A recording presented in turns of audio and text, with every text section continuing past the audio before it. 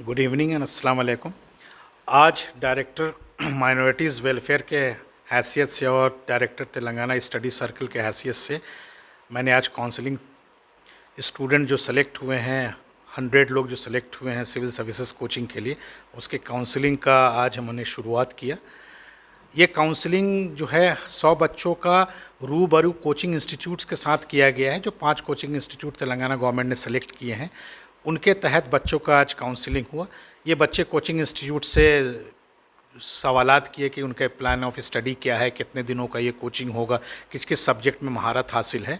तो ये काउंसलिंग के बाद में 2 दिन का वक्त दिया गया है बच्चों को। आज से शुरू हो गया, आज सैटरडे और संडे तक ये कोचिंग इंस्टीट्यूट्स विज़िट करेंगे और विज़िट करने के बाद वो अपने कोचिंग इंस्टीट्यूट्स को सेलेक्ट करेंगे जिसमें वो दाखिला लेना चाहते हैं।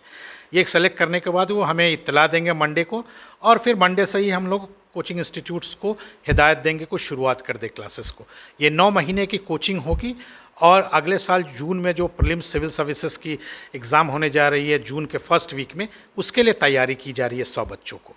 तो यही मैं कि सबसे गुजारिश करता हूँ कि जो उनके परिवार के लोग हैं उनको मोटिवेट करें, उनको ज़्यादा कि पढ़ने का मौका फ़राहम करे और घर में उनको ये बताए कि ये गवर्नमेंट की तरफ से सुनहरा मौका है और ये तेलंगाना गवर्नमेंट की तरफ से बहुत ही अच्छा स्कीम है जिसके तहत माइनॉरिटीज़ बच्चे जो हैं हायर कि जॉब्स के लिए एस्पायर कर सकते हैं।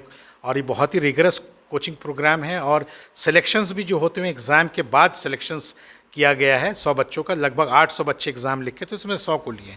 तो मुझे बहुत उम्मीद है कि इस बच्चों से कि काफ़ी कि अच्छे करेंगे नेक्स्ट ईयर एग्ज़ाम में, और ये कॉम्प्रिहेंसिव मॉनिटरिंग भी होगी हमारे तरफ से।